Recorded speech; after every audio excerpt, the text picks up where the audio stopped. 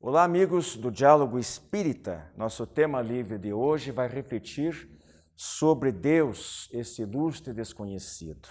O que sabemos de Deus? O que nós podemos saber de Deus? O que nós deveríamos saber de Deus e não sabemos? Quais os principais equívocos que nós cometemos ao tentar compreender, digamos, a identidade de Deus? E o Espiritismo responde, diante das ideias discordantes, o que é melhor? Expor a nossa opinião ou manter o silêncio? E no quadro Presença Literária, nós vamos tratar da obra O Cérebro e a Mente, uma conexão espiritual, do neurologista Nubur Fakuri, da Unicamp. E depois nós temos a nossa frase da semana. Então, curta conosco o Diálogo Espírita deste 13 de junho de 2015.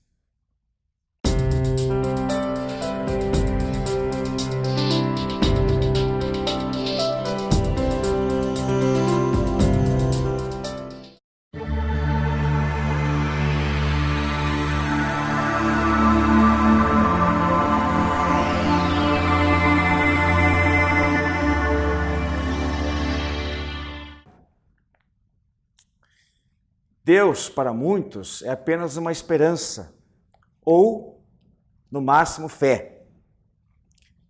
Se Deus quiser, nós vamos realizar tal coisa amanhã. Se Deus quiser, vai dar certo tal projeto, ou tal desejo. Então, para outros, se resume numa expressão quase ritualística, Deus me livre. Quantas vezes nós falamos isso? Especialmente quando nós desejamos que sejam afastados da nossa proximidade, da nossa convivência, aqueles que estão causando algum problema para nós. Ou da má sorte, esquecendo-se que a sorte, na verdade, é o fruto das nossas próprias escolhas através do exercício do livre-arbítrio nesta vida ou em existências passadas. Com isso, nós iniciamos o nosso programa de hoje, aqui na companhia da Rose Heidmann, do Carlos Parchin. Olá. Continuando para vocês, não sei se vocês concordam que existe uma certa banalização da terminologia do uso da palavra Deus. Às vezes é reduzido Deus e um dos seus principais, se é que podemos falar assim, atributos, que é o amor, quando a gente diz assim, pelo amor de Deus. E o pior é que existem tons diversos. Existe aquele tom pelo amor de Deus, de apelo. Existe o pelo amor de Deus já um pouco impaciente, né? Pelo amor de Deus. E existe aquele raivoso, cheio de cólera. Pelo amor de Deus. Então isso parece que a pessoa está na iminência de mandar alguém tomar o caminho do inferno. Como que isso pode se coadunar com aquilo que a gente aprende, que Deus é bondade, é justiça, é suavidade, é uma coisa de tudo sempre de bom, né? Outra expressão que eu coloco aqui, fique com Deus, quando é o indivíduo que sai, ou então vá com Deus. É na boa intenção, a gente sabe disso, mas nada mais errado. Porque, na verdade, Deus, como é onipresente, Ele está em toda parte, em todo lugar, o tempo todo. Então, ele vai e fica ao mesmo tempo com todos. E a gente chega, então, a uma situação em que, também indo um pouquinho além, né, Rose Parchin, muita gente ainda tem mais medo de Deus do que respeito. Como é que é essa visão aí? Quer começar com as expressões, pelo amor de Deus? Pelo amor de Deus, Parchin, explica isso para nós. Na verdade, é a banalização pura e simples mesmo. Não é? Isso se incorpora aos usos e costumes sem que as pessoas reflitam o que estão falando, reflitam o significado. Nós sabemos que há mesmo uma filosofia... Não deveria, né? Uma filosofia também que busca conhecer o segredo perdido do que seria o próprio nome real de Deus. De tão banalizado que ficou essa colocação. Eu acho que, na verdade, é uma falta de reflexão das pessoas e quando nós deixamos a palavra seguir na frente do pensamento, ela acaba perdendo todo o seu significado. É verdade. Vale mais, eu tenho a impressão, a energia emocional que você põe no que fala, né, do que a expressão que você usa. Se você diz vai com Deus com profunda amorosidade, com certeza você não está diminuindo, né, o nome da divindade. É que fica banal porque a gente usa sem pensar, né? Agora, se nós usamos um nome, né, que para nós deveria simbolizar tudo o que foi criado, a bondade, o amor que nos criaram, que nos colocaram aqui, num sentido negativo ainda, né, aí eu acho que a coisa piora um pouco mais. Quer ver, Rose, uma outra situação, uma outra expressão é tal do graças a Deus. Uhum. Chegou-se ao desplante algum tempo atrás, se não estamos falando dos atuais do Lava Jato, estamos falando acho que do Mensalão. Vocês devem estar lembrados quando um determinado indivíduo foi apanhado, foi filmado, nós vimos e ouvimos ele falando, ele se esbaldando no meio de maços de notas de dinheiro e dizendo graças a Deus. Ele estava agradecendo por ter fruto de suborno, de delitos, de atos ilícitos. Hoje em dia até bandido dá graças a Deus. Quando ele consegue completar uma operação de revenda de drogas ou comete um furto, às vezes são apanhados em interceptações telefônicas, eles usando o graças a Deus. Olha o absurdo. A questão é sempre nós nos sentirmos, né, acima das leis, na verdade. Impunes, sem nos preocuparmos com a nossa ética, a nossa relação com a vida, princípios elevados de existência. Porque o que acontece conosco, e aconteceu com as religiões em todas as épocas, né? Quem se julga detentor do poder e da verdade, mesmo religioso, acha que os outros estão errados. E, portanto, se sente automaticamente autorizado a agradecer, a pedir, a ser detentor de toda a proteção, e aqueles que não pensam como ele são os errados, estão contra Deus, contra a lei divina. Nada mais absurdo, né?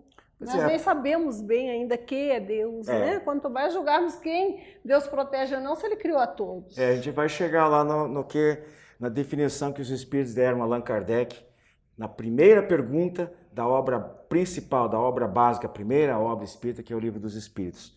Mas, Parchin, já que a Rose já resvalou no assunto, a gente lembra que não temos como, porque isso aqui não é, a gente está até brincando um pouquinho, mas é coisa séria. Não estamos falando apenas, a pessoa pode dizer, mas isso aí não tem problema nenhum, não é pecado, não é falta, não é erro imoral, não é nada disso. De fato não é. Mas o problema é o mau entendimento do que seja Deus. E aí a gente coloca que isso aí tem um crescente.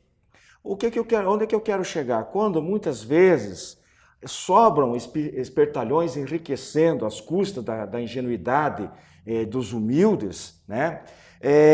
Oferecendo a intermediação para barganhas com o divino, oferecendo, né, a troco de poucos reais agora na terra por muitos virtuais no céu. Isso era até pouco tempo, onde, de certa forma, se fazia investimento no céu e se criava uma poupança com Deus. Então as pessoas pagavam hoje, alguém recolhia e ele tinha garantia de que depois da morte ele ia para o céu. Hoje em dia nem isso estão fazendo mais. Hoje a questão é de um crédito imediato. As pessoas querem felicidade já e elas pensam que compram através de doações para certas pessoas, para certas lideranças religiosas. Então vejam a malversação do uso da palavra de Deus e principalmente do ser, da entidade de Deus, né, Parchin? E isso, Wilson Rose, é uma decorrência direta da falta de conhecimento. Porque nós lembramos o próprio Cristo, né? Nos trouxe lá, conheceis a verdade vos libertará. À medida que eu não me preocupo em buscar a verdade, ou que essa verdade não é suficientemente discutida ou expandida, acontece isso. Quer dizer, eu banalizo tanto Deus que acho que Deus pode ser comercial. Não é? Eu retrocando, colocando recursos financeiros, recursos materiais, Deus vai me abençoar em função disso. Por que a pessoa aceita isso e permite que espertalhões ou pessoas que iludem a boa-fé se aproveitem disso para fazer fortuna? Porque nós desconhecemos então Deus. e, portanto, não compreendemos a forma como que Deus se manifesta na vida de cada um de nós, que com certeza não é através de recursos, de promessas ou da própria religião, apenas porque eu pratico, ou professo, ou me digo de tal ou qual religião, mas sim, nós temos que entender o processo de Deus em nós e na natureza. E isso falta, e falta muito, e possibilita aqui, infelizmente, uma parte significativa da população, e às vezes até mais carente, seja explorada, o que é uma pena. Rose, a gente sabe, eu gostaria que você colocasse alguma coisa nesse sentido, de quanto nós somos limitados para entender realmente Deus. E aí a gente lembra justamente da pergunta no meio dos livros, quando Kardec perguntou não quem é Deus, ele perguntou o que é Deus. E eu faço uma conexão aí com palavras de um dos mestres da igreja, né, que é Tomás de Aquino, filósofo. E quando ele dizia que talvez seja mais fácil você tentar compreender, aprender um pouco de Deus, não pelo que ele é, não pelo que sabemos que ele é, mas por tudo aquilo que ele não pode ser. Né? Muito sábio. E o que ele não pode, o que Deus não pode ser? Nós só conseguimos falar daquilo que nós conhecemos.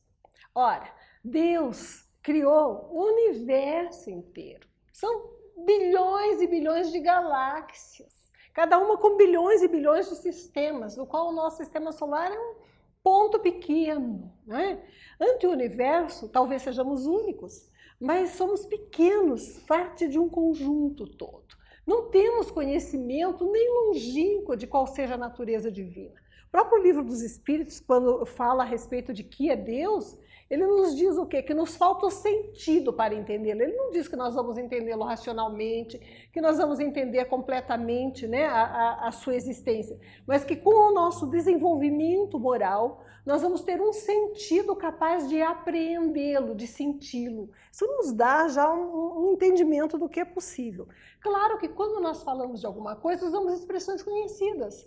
Como é que nós vamos descrever alguma coisa que está muito acima de nós? Somente com o que nós conhecemos. Então nós dizemos aquilo que ele não pode deixar de ser. Perfeito, justo, bondoso, amoroso, não é? Todas as qualidades em grau supremo que nós conhecemos. Com certeza, a nossa linguagem não chega nem perto de poder, não digo defini-lo, porque seria pretensão, esboçar ligeiros contornos. O que é importante nós entendermos, né, em relação aos atributos divinos?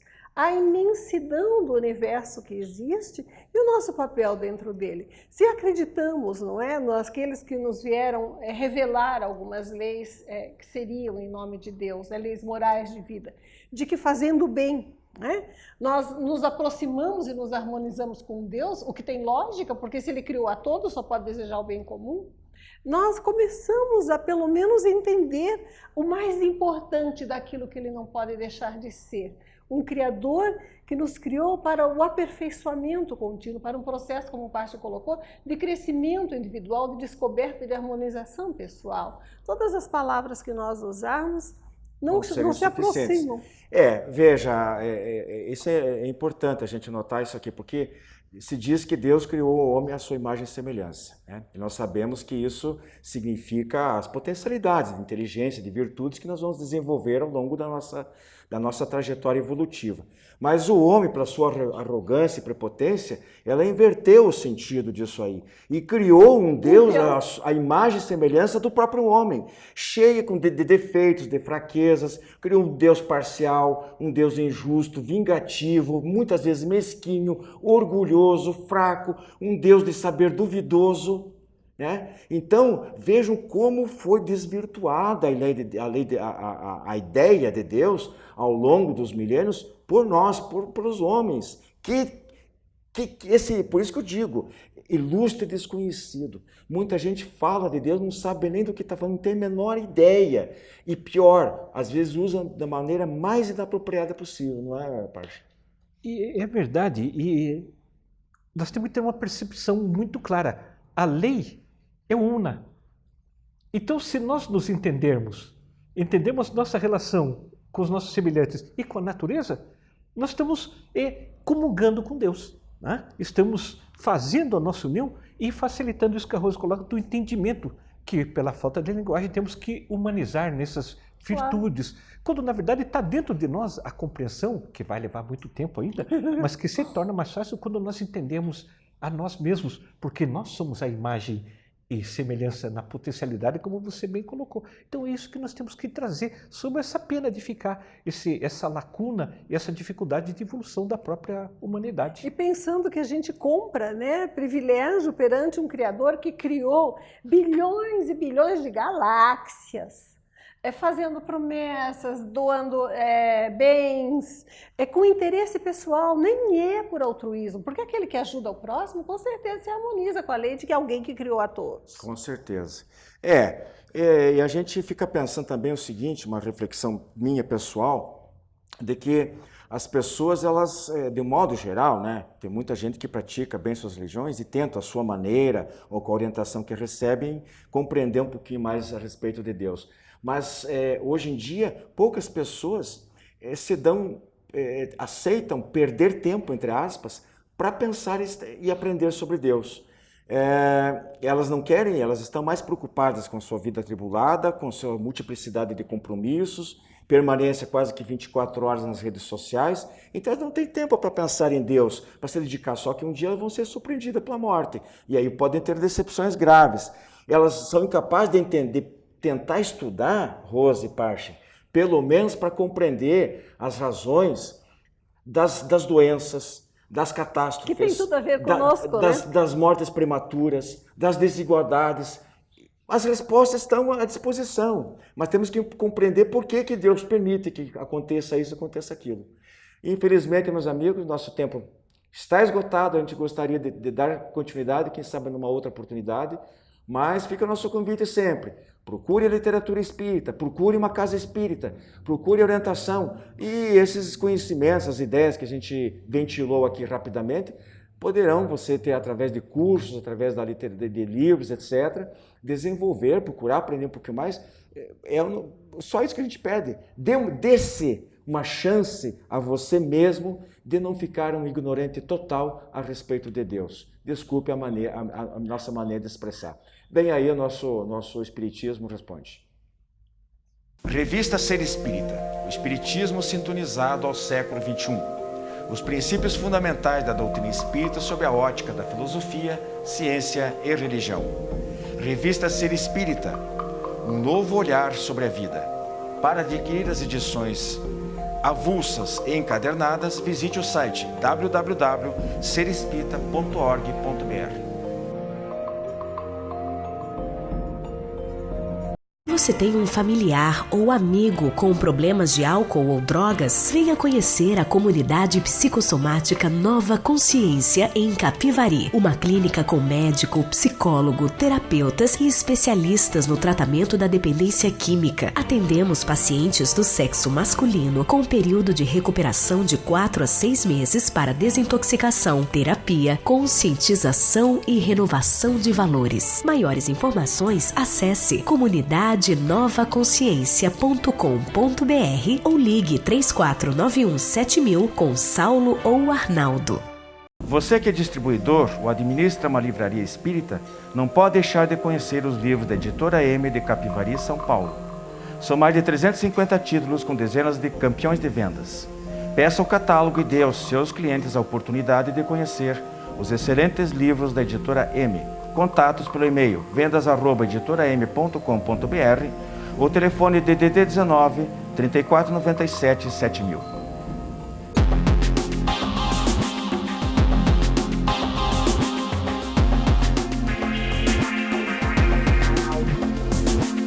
Olá, amigos. No nosso quadro Espiritismo Responde de hoje, nós temos aqui uma pergunta muito interessante. Na verdade, um conhecido meu que me fez esse questionamento a respeito da palavra. Ele diz, essa pessoa, que não sabe se controlar, não sabe no momento exato de falar, como falar ou deixar de falar. E é interessante porque isso faz parte do nosso dia a dia. São poucas as pessoas que conseguem analisar, usar da razão antes de se pronunciar, seja com que assunto for.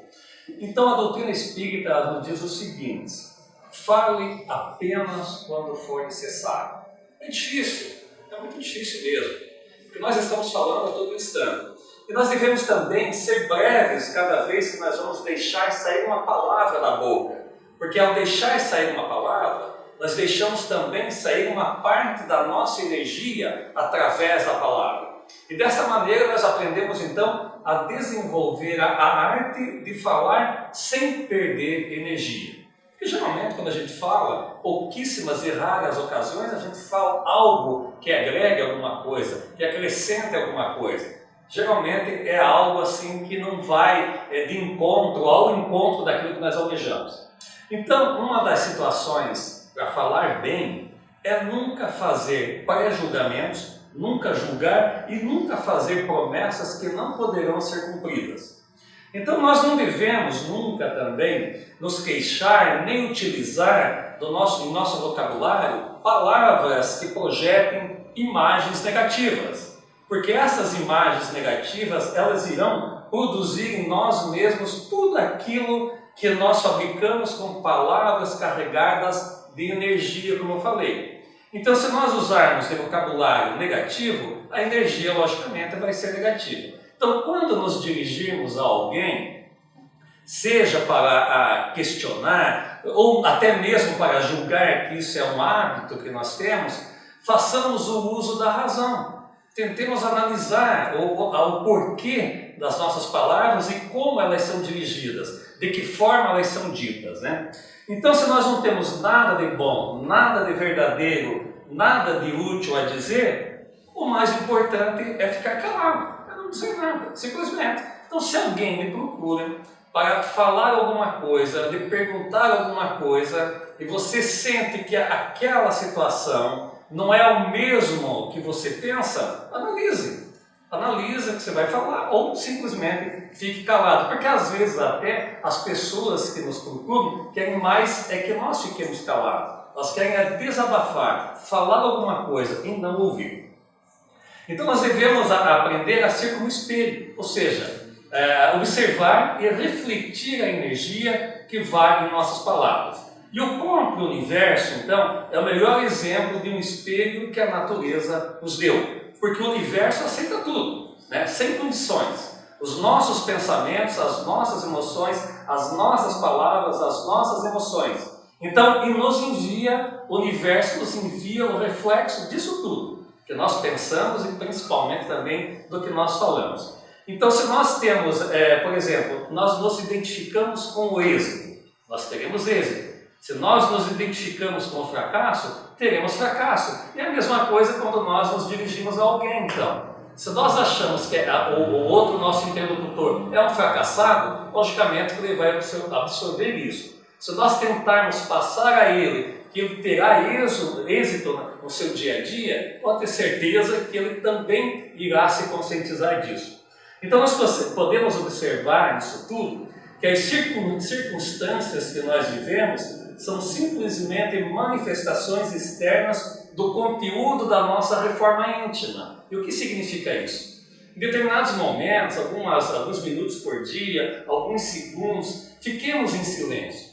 Fiquemos em silêncio que nós vamos perceber o silêncio sem falar no silêncio em si. É analisar aquilo que nós sentimos, como nós estamos para podermos conversar com alguém ou também saber ouvir alguém. Sem réplica, sem tréplica, e isso não significa que nós estejamos sendo coniventes com aquilo que nós não concordamos. Estamos apenas aceitando. Podemos não concordar, mas não temos outra coisa a fazer a não ser aceitar. E quando tivermos, então, algo de bom para passar, que passemos de uma forma educada, cheia de palavras de harmonia, de amor, de compreensão. Se não ajudar, podem ter certeza que mal também não vai fazer.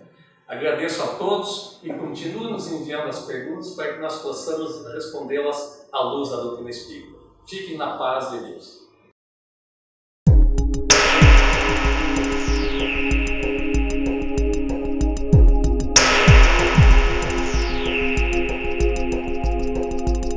Nosso quadro Presença Literária de hoje vai falar sobre o Cérebro e a livro Cérebro e a Mente, uma conexão espiritual, do neurocirurgião Nubur Orlando Facuri, professor titular da Unicamp. Esse livro tem 174 páginas, publicação da editora Fora Espírita, segunda edição 2003. São 11 capítulos. No início, algumas curiosidades que ele nos coloca, como, por exemplo, a revelação de que para ganhar 2 gramas de peso, o cérebro humano levou 100 mil anos. Outra curiosidade, o cérebro de um chimpanzé, até chegar ao cérebro humano, se passaram 300 mil gerações. Para chegar ao Homo sapiens, 2 milhões de anos. O cérebro do chimpanzé tem 1/3 do tamanho de um cérebro humano. Nós temos 16 bilhões de neurônios que consomem 25% do total de energia. Cada neurônio liga-se a outros 10 mil e 100 mil deles são descartados diariamente, de tal maneira que uma pessoa acima de 50, 60 anos tem cerca de meio quilo menos do que o cérebro de um jovem.